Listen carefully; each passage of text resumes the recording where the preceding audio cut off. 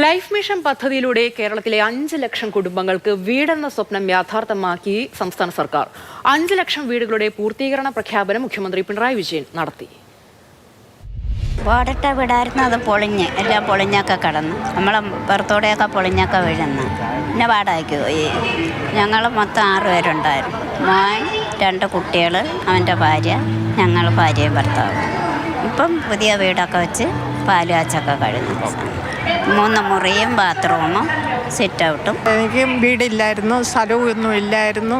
പിന്നെ ഞാൻ വീട്ടു ജോലി ചെയ്ത് 5 സെൻറ്റ് സ്ഥലം വാങ്ങിച്ചായിരുന്നു. അത് കഴിഞ്ഞപ്പോൾ ലൈഫ് പദ്ധതിയിൽ അന്വേഷിച്ചു. എനിക്ക് വീടിന് കിട്ടി.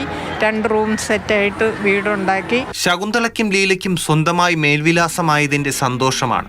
ഇരുവരും ലൈഫ് മിഷൻ പദ്ധതിയിലൂടെ 5 ലക്ഷം വീടുകളുടെ പൂർത്തീകരണ പ്രഖ്യാപനം മുഖ്യമന്ത്രി നടത്തുന്നത് കേൾക്കാൻ എത്തിയതാണ്. ഇതിന്റെ ഗുണഭോക്താക്കളായ ജനങ്ങൾ മാത്രമല്ല, നമ്മുടെ നാടാകെ സന്തോഷിക്കുന്നു എന്നാണ് വസ്തുത.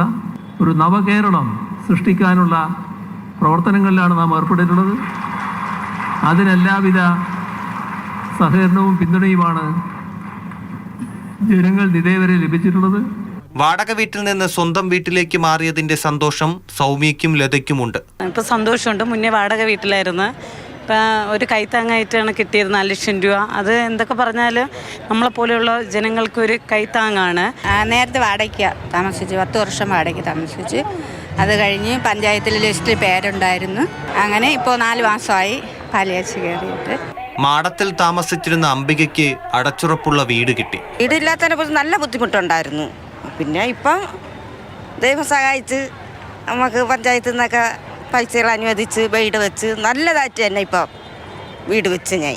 ലൈഫ് പദ്ധതി പ്രകാരം വീട് ലഭിച്ച തിരുവനന്തപുരം കരകുളം പഞ്ചായത്തിലെ കോമളകുമാരിയുടെ ഗൃഹപ്രവേശന ചടങ്ങിൽ മന്ത്രി GR അനിൽ പങ്കെടുത്തു. മാതൃഭൂമി ന്യൂസ്, തിരുവനന്തപുരം.